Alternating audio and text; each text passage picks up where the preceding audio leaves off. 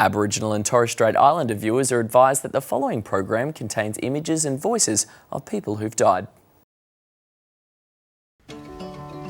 For the pain, suffering and hurt of these stolen generations, their descendants and for their families left behind, we say sorry.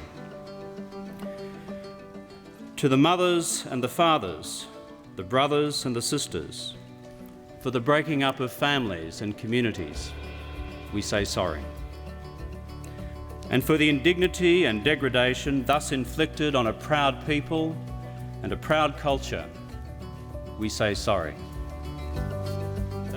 10 years ago on this day, the nation stopped to watch Kevin Rudd, Australia's Prime Minister at the time, apologise to Aboriginal and Torres Strait Islander people for the stolen generation. As Prime Minister of Australia, I am sorry. On behalf of the Government of Australia, I am sorry. On behalf of the Parliament of Australia, I am sorry. The stolen generation is the name that's been given to a group of Indigenous children who were forcibly removed from their homes. During the 1900s, the Australian government took almost 50,000 Indigenous kids from their families and their homes. They were put into missions, orphanages, or with white foster families. At the time, the government had policies in place that forced kids to reject their Indigenous heritage and adopt white culture. Their names were often changed and they were forbidden to speak their traditional languages. The removals caused a lot of pain for Indigenous people. Then they took the children away, took the children away. The removals continued up until the 60s, when there were big protests and people began campaigning for Aboriginal people to be treated better.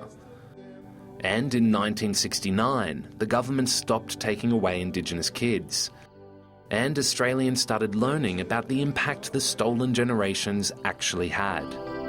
Breaking our mother's heart, tearing us all apart, took them away. We were a family of 8. We lost everybody. We lost each other. We lost our grandparents. My aunts were looking for us. My aunts were knocking on doors and ringing the welfare. We lost our whole family. They changed our names. They changed our whole heritage, our identity.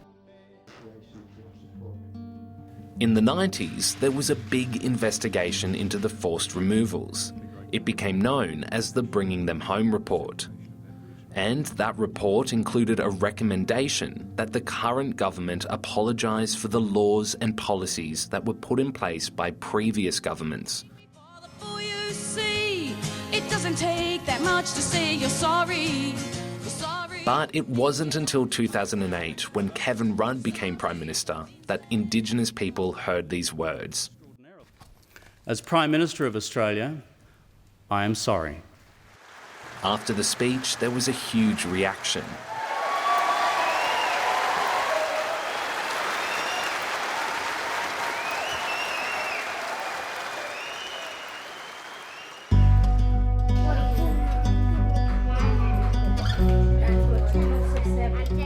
Years on, the impacts of the stolen generation are still being felt.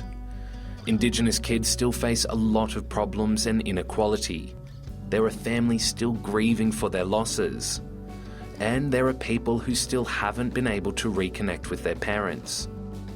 But despite that, most still look back on the apology as the first step in a very long journey of forgiveness.